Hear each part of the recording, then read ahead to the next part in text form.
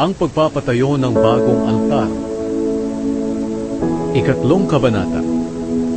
Nang dumating ang ikapitong buwan, noong nakatira na ang mga Israelita sa kani-kanilang bayan, nagtipon silang lahat sa Jerusalem nang may pagkakaisa. Pagkatapos, muling itinayo ang altar ng Diyos ng Israel para makapag-alay dito ng mga handog na sinusunog ayon sa nakasulat sa kautusan ni Moises na kanyang lingkod. Ang nagpatayo nito ay si Jeshua na anak ni Jozadak at ang iba pa niyang mga kasamahang pari, at si Zerubabel na anak ni Shealtiel at ang mga kamag-anak niya. Kahit takot sila sa mga tao na dati nang nakatira sa lupaing iyon, itinayo nila ang altar sa dating pinagtayuan nito. Pagkatapos nag-alay sila sa Panginoon ng mga handog na sinusunog sa umaga at gabi. Ipinagdiwang din nila ang pista ng pagtatayo ng mga kubot ayon sa nakasulat sa kautusan ni Moises.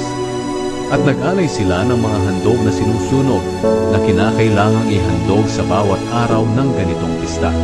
Bukod pa sa mga handog na sinusunog, naghahandog din sila ng mga handog sa bawat pista ng pagsisimula ng buwan at sa iba pang mga pista sa pagsamba sa Panginoon.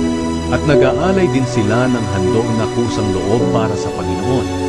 Kahit hindi pa nasisimula ng muling pagpapatayo ng templo ng Panginoon, nagsimula na ang mga Israelita sa pag-aalay ng mga handog na sinusunog ng unang araw ng ikapitong buwan ng taon ding iyon. Muling ipinatayo ang templo.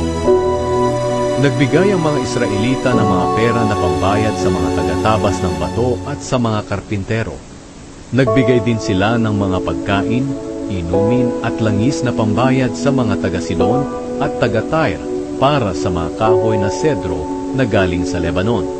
Ang mga kahoy na ito ay isasakay sa mga barko at dadalhin sa Joppa.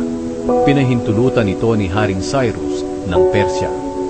Sinimula ng pagpapatayo ng templo ng ikalawang buwan ng ikalawang taon mula nang makabalik ang mga Israelita sa Jerusalem.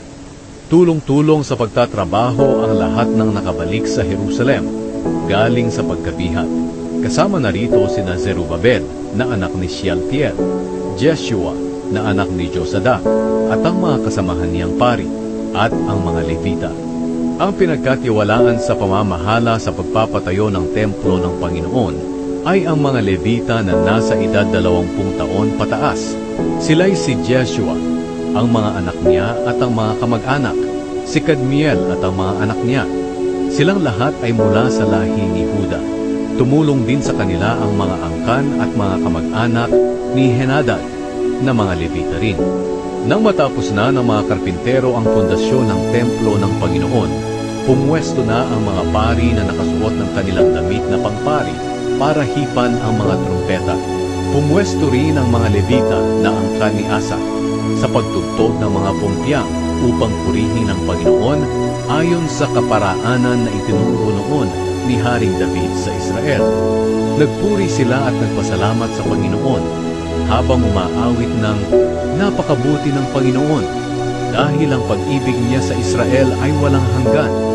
At sumigaw ng malakas ang lahat ng tao sa pagpupuri sa Panginoon dahil natapos na ang pundasyon ng templo. Nandoon ang maraming matatandang pari, mga Levita at mga pinuno ng mga pamilya na nakakita noon sa unang templo. Umiyak sila ng malakas nang makita nila ang pundasyon ng bagong templo.